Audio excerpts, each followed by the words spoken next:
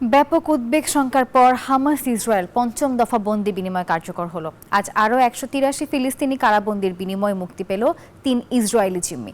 তবে যুদ্ধবিরতি চলাকালীন ট্রাম্পের গাজা দখলের মন্তব্যের তীব্র প্রতিক্রিয়া জানিয়েছে গাজাবাসী, আর তাদের সাথে একাত্মতা প্রকাশ করেছে প্রতিবেশী দেশ জর্ডানও। অন্যদিকে ট্রাম্পের পরিকল্পনা পুরোপুরি প্রত্যাখ্যান করেছে German chancellor Olaf Scholz. Hamas Israel যুদ্ধবিরতি চুক্তির প্রায় ৩০ দিন হতে চলল। এর মধ্যে দুই পক্ষের শর্ত অনুযায়ী বেশ কয়েকবার বন্দি বিনিময় করেছে। শনিবার আরও ১৮৩ ফিলিস্তিনি কারাবন্দির বিনিময়ে মুক্তি পেল ৩ ইসরায়েলি জিম্মি।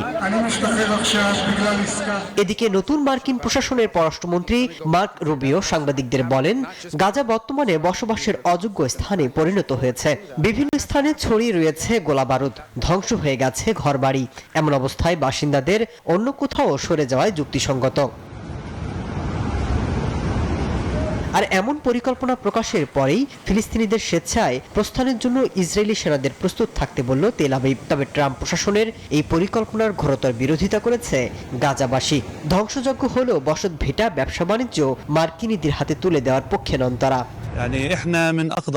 এখানে অনেক বছর আগে আমরা ব্যবসা দাঁড় করিয়েছি। ট্রাম্প হুট করে এখন বলছেন তিনি তাদের ব্যবসা প্রতিষ্ঠান করতে চান। সৃষ্টিকর্তা আমাদের পাশে থাকলে আমরা সবকিছু নতুন ভাবে গড়ে তুলব। গাজার বাসিন্দাদের মিশর এবং জর্ডানে সরিয়ে নেওয়ার প্রস্তাবে প্রতিবাদ জানিয়েছে জর্ডানের বাসিন্দারাও। শুক্রবার আম্মানে জড়ো হয়ে গাজাবাসীর প্রতি সংহতি প্রকাশের পাশাপাশি ট্রাম্পের পরিকল্পনার তীব্র নিন্দা জানান তারা। এদিকে জার্মান চ্যান্সেলর ওলাফ শলস ট্রাম্পের এই পরিকল্পনা প্রত্যাখ্যান করেছেন।